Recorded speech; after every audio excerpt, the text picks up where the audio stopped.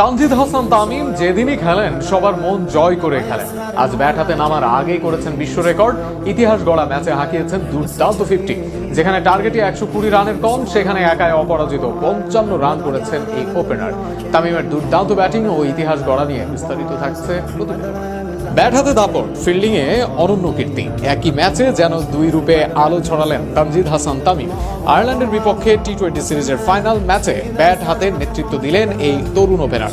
তার ব্যাট থেকে এদিন এসেছে 36 বলে অপরাজিত 55 রানের ঝোড়ো ইনিংসটিতে ছিল 3 ছক্কা আর 4টি চারের মার। আর এই 50 ছিল তার আন্তর্জাতিক টি-20 ক্যারিয়ারের 11তম, যা বাংলাদেশের পক্ষে তৃতীয় সর্বোচ্চ।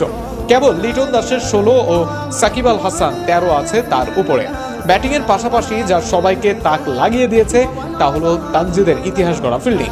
ইনিংসের একেবারে শুরুতে আলগা ফিল্ডিংয়ে একটি 4 বেরিয়ে গেলেও দ্রুত নিজেকে শোধরান তিনি। এরপর এমন মনোযোগী হয়ে ওঠেন যে ম্যাচের শেষ 5টি ক্যাচই আসে তার হাত জোড়া দিয়ে। বিরল এই দৃশ্য বিশ্ব ক্রিকেটেও কম দেখা গেছে। টি-20 ফরম্যাটে এক ইনিংসে কোনো ফিল্ডারের 5 ক্যাচ নেওয়ার রেকর্ড রয়েছে মাত্র 2 জনের। মালদ্বীপের ওয়েডাগে জানাকা মালিন্দা ও সুইডেনের সেদিক সাহাক। এবার সেই তালিকায় তৃতীয় নাম হিসেবে যুক্ত হলো তানজিদের নাম।